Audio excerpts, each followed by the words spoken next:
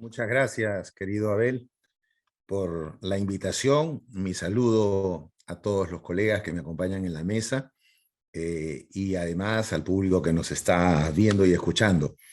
Eh, Bien, en realidad yo escribí algunos comentarios que circulé en redes sobre un documento que era una especie de anteproyecto de ley de hace ya varios meses que no tenía autoría, ¿no es cierto? Era un documento más o menos anónimo.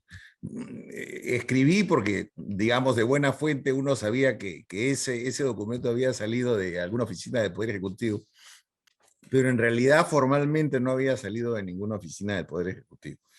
Pero no cabe duda de que sí era un anteproyecto elaborado por el Poder Ejecutivo en la medida de que si uno lo compara con el proyecto de ley a que se ha hecho referencia, presentado el 27 de julio, tiene una gran cantidad de coincidencias, a pesar de que tiene evidentemente algunas diferencias, a mi juicio, interesantes, ¿no? O sea, para bien, ¿no?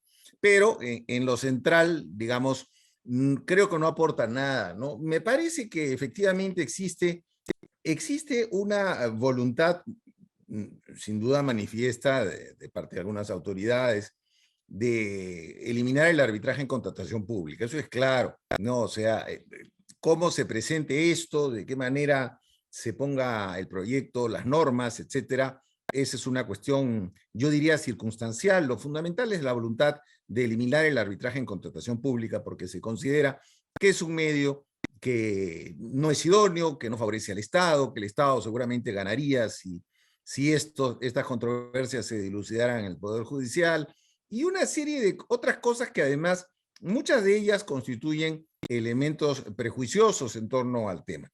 Y digo prejuiciosos, ¿por qué?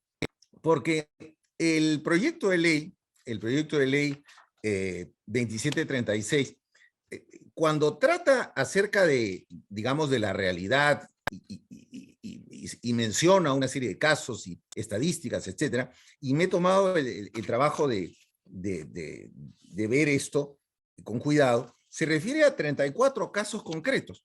O sea, en otras palabras, el Estado tiene la facultad de levantar una data de todas sus procuradurías a través de la Procuraduría General de la República, de todos los arbitrajes en los que el Estado es parte.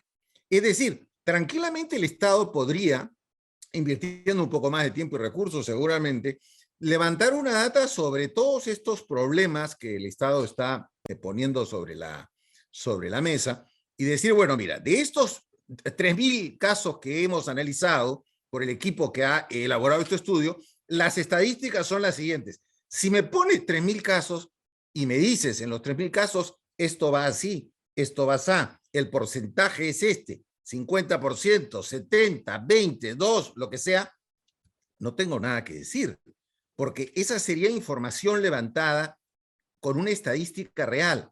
Pero yo no puedo hacer una estadística ni un proyecto de ley en base a 34 casos. Es evidente que no. Eso salta a la vista. Ahora, yo en los minutos que dispongo gentilmente por ustedes para hablar, quiero referirme a algunas cosas muy puntuales. En primer lugar, hay algunas cosas que yo reconocí buenas en ese documento que circuló y que reconozco buenas en el proyecto. Por ejemplo, el tema del artículo 2 que dice que los centros de arbitraje, ¿no es cierto?, deben ser personas jurídicas con o sin fines de lucro. Dice, en los arbitrajes en los que el Estado peruano es parte, el Ministerio de Justicia y Derechos Humanos se encarga de su acreditación, registro, renovación y supervisión. Miren, yo voy a dar algo que en realidad no lo descubrí yo, lo descubrió una alumna que es mi asesorada en una tesis de doctorado en la Universidad Católica, la abogada Gina Vargas Herrera, de amplia experiencia en temas de arbitraje. Esta es una copia facsimilar del documento que me facilitó. Instituto Libertad y Democracia, ILD. Proyecto de norma sobre arbitraje 1992, previo a la ley de arbitraje de 1992. En la parte relativa a arbitraje común, correcto, o sea, el arbitraje general, página 2 se dice, se crea como parte del Ministerio de Justicia el Consejo Nacional de Arbitrajes, organismo encargado de promover el empleo del arbitraje y de inscribir, fomentar y asesorar instituciones arbitrales, el ILD, presidido por Hernando de Soto. Y no solo eso, sino que además en las disposiciones complementarias de la norma del ILD del año 92, precursora del arbitraje, dice la segunda disposición complementaria, ¿ah? Constitúyese en el Ministerio de Justicia el Consejo Nacional de Arbitrajes, encargado de promover la utilización del arbitraje a nivel nacional, coordinar y asesorar a las instituciones arbitrales y cumplir con las demás funciones que se le asignen. El Consejo Nacional de Arbitrajes llevará un registro de instituciones arbitrales. La inscripción en dicho registro se regirá por los principios y normas contenidos en la ley tal. Mediante decreto supremo se aprobará la composición, organización, funciones y recursos del Consejo Nacional de Arbitrajes. ¿Correcto? O sea, se contemplaba la creación de un órgano dentro del Ministerio de Justicia para que viera el tema de los centros de arbitraje. Yo lo creo necesario y siempre lo he creído necesario. En el Perú, hoy día me daba una persona entendida en la materia de la estadística, hay más de 160 centros de arbitraje creados. Si yo les pregunto a mis colegas de la mesa y a los abogados y estudiantes que gentilmente ven este evento, ¿cuántos nombres de centros de arbitraje me pueden dar? Seguramente que no llegamos ni a los 5 o a los 10 con mucha suerte. Son más de 160. Y la verdad, por la práctica profesional propia y ajena, he visto barbaridades que se hacen en diversos centros de arbitraje. Barbaridades, así con la palabra que estoy empleando. Y son víctimas de ellas personas jurídicas grandes, pequeñas, medianas, personas naturales, bancos de todo tipo, etcétera. Entonces, digamos, yo no quisiera que la sensación del medio jurídico, que no son árbitros, sino abogados en ejercicio, crezca contra el arbitraje por esos malos centros de arbitraje que en realidad no administran justicia, sino simplemente se dedican al lucro y a atraer incluso a terceros, no siquiera como partes no signatarias, sino como terceros, ni siquiera como partes no signatarias. Entonces, ahí yo estoy de acuerdo, pero en lo que subrayo y digo no, es evidente que no estaría de acuerdo, sino en algo que regule y que supervise, pero que de ninguna manera tenga una injerencia en las decisiones administrativas, en las personas que van a decidir, en las personas que van a conformar estos centros, ni tampoco que tenga, mucho menos pues en los tribunales arbitrales que ejerzan justicia dentro de estos centros de arbitraje.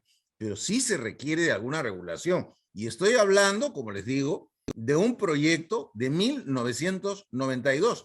Y quiero leer las personas ilustres que conformaban esta comisión, que elaboró esto. Alejandro Garro de Argentina, Íñigo de Landecho de España, Luis Felipe Almenara, Jorge Avendaño, Javier de Belaúnde, Alberto Bustamante, Fernando Cantoarias, Carlos Cárdenas, César Guzmán Barrón, Guillermo Loman, Aurelio Lodríguez Mola, Jorge Price, Delia Reboredo y Juan Rivadeneira. Profesionales de primerísimo nivel, todos ellos sin duda, que en ese momento consideraban esto hace 30 años. Yo creo que el tema sí es un tema vigente y hay que parar la oreja con eso. El arbitraje no son solo los centros de arbitraje de Lima y los 2 o 3 en los que uno puede confiar. Luego, sí estoy de acuerdo que las medidas cautelares, evidentemente, debe haber un juez determinado que tenga competencias para conocerlas, ¿no? Yo no puedo tener un arbitraje, pues, en Quito y tener una cautelar en Tacna. O sea, eso es, o sea, ya, yo no puedo defender eso. O sea, evidentemente, tiene que haber seriedad y tiene que haber orden en la materia, ¿no?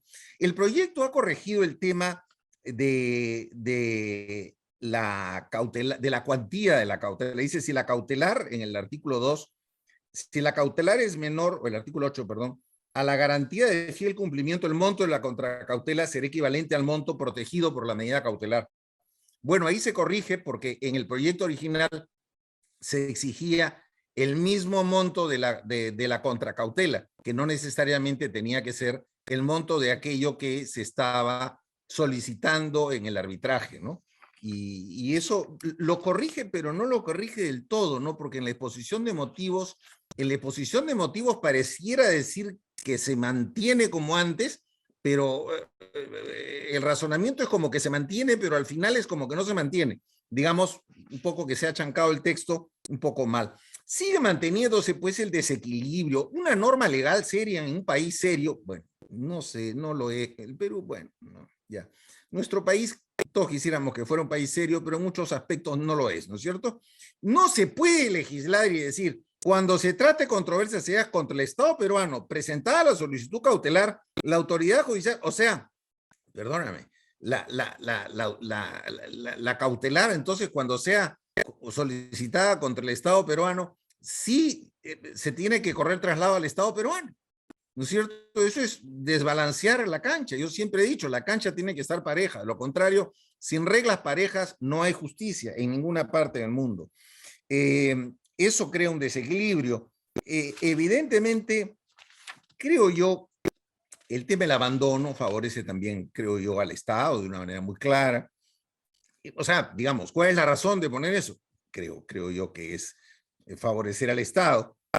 Luego, la, se trata de arreglar el tema del proceso judicial. En el artículo 10, antes se decía que para que sea arbitraje, se tenía en la entidad que hacer, ¿no es cierto?, la explicación y la fundamentación clara de por qué arbitraje. Entonces yo decía, claro, nadie va a explicar por qué arbitraje, porque, digamos, después me van a cuestionar como funcionario público si pierde el Estado un arbitraje, ¿para qué pusiste convenio arbitral? Ahora se ha tratado de poner otras fórmulas, se dice, ¿no? En el artículo 10, ¿no?, que las discrepancias en el contrato se sometan a un proceso judicial o arbitraje, pero igual se requiere, ¿no?, que se haga la fundamentación de por qué uno u otro. Entonces, yo, funcionario público, les digo, con todo lo que ocurre en el Perú, yo me quedo callado y digo, no, Poder Judicial, a mí no me van a hacer problema después porque puse arbitraje, ¿no es cierto? Y no sé si me queda algún minuto, querido Abel, no sé si me queda algún minuto porque solamente me queda un tema que mencionar, no Sí, quiero sí, doctor, abusar. adelante. Adelante, doctor. No, esto está además en el artículo 45, ¿no?, en el de medios de solución de controversias, ¿no? Porque acá se dice, el informe técnico debe ser elaborado teniendo en cuenta los criterios desarrollados en el reglamento respectivo. ¿Qué criterios voy a poner? O sea, para ir a arbitraje o para ir al Poder Judicial, ¿qué criterios te voy a poner? Si se supone, y el propio proyecto de ley lo admite, que los dos o que las dos son vías idóneas para administrar justicia, ¿no es cierto? O sea, no sé qué tanto se podría decir. El problema final, y con esto acabo, el tema de la cláusula resolutoria expresa, ¿no? De la cláusula resolutoria expresa. Yo creo que la cláusula resolutoria expresa va a ser una cláusula que va a causar mucho daño porque se va a usar mucho. Cuando uno tiene una cláusula resolutoria expresa, basta la invocación de la cláusula resolutoria expresa para poder resolver el contrato. Y finalmente, en el artículo 51A, que se agrega a la ley de arbitraje, es muy peligroso, pues, lo de la obligatoriedad de pronunciamiento sobre cláusula anticorrupción en los contratos públicos. Ya suficiente problema tenemos con mezclar los temas de la contratación pública y los arbitrajes con reales acusaciones de orden delictivo, ¿no? Ahora, que un tribunal arbitral se pronuncie sobre un tema de corrupción en un arbitraje, eso es muy delicado, incluso en los arbitrajes de inversión y los arbitrajes internacionales. Los tribunales son muy cuidadosos de pronunciarse al respecto. Ya hay determinados estándares que se manejan en la doctrina y en la práctica arbitral internacional que se tendrían que cumplir. A mí se me paran los pelos. ¿Por qué? Porque pobre árbitro, pobre funcionario público, si se dice que en un determinado contrato hay visos de corrupción, eso va, pero por un tubo, pues, al Ministerio Público y al Poder Judicial. O sea, digamos, sería muy difícil que allí ese funcionario público siga un rumbo distinto que aquel que le marcó el tribunal arbitral, no siendo especialistas, ninguno de los tres, en derecho penal. No solo no siendo especialistas en derecho penal, sino teniendo en cuenta que los tribunales arbitrales en materia de contratación pública, además pueden estar conformados por profesionales de distintas especialidades al derecho, con lo cual, ¿no es cierto?, se manifestará sobre temas de corrupción un ingeniero o un arquitecto, ¿no es cierto?, ¿no?, sobre temas de delitos, con lo cual ya, pues, ya estaríamos, pues, en el séptimo sótano, ¿no? Entonces, yo creo, sí, que se ha persistido en el error. Se ha persistido en el error, creo que no se ha debido presentar esto como regalo de fiestas patrias, y espero que se debata, evidentemente, ¿no? Pero espero que no pase, ¿no? Porque esto no va a traer ningún provecho, sobre todo porque se parte de la idea que el arbitraje no tiene control jurisdiccional y sí lo tiene a través de recurso de anulación del auto. Me despido disculpándome, como lo he hecho en privado. No me voy a poder quedar a conversatorio porque voy a asistir a la misa de mes del fallecimiento del gran maestro de títulos valores, el doctor don Jorge Ramírez Díaz, a quien yo le tuve y le tengo a él y a su familia un gran cariño, ¿no? Un gran profesor, un gran señor, y siempre lo digo, además, fue la persona que ayudó a que mis padres se divorciaran, fue el amigable componedor cuando yo era chico, que mis padres se divorciaran sin que corra sangre. Así que, cómo no ir a la misa y rendirle homenaje al gran maestro y al gran amigo. Muy bien, queridos amigos, queridos colegas del panel, un abrazo para todos ustedes. Muchísimas gracias, Abel, y me despido. Muchas gracias. Hasta luego.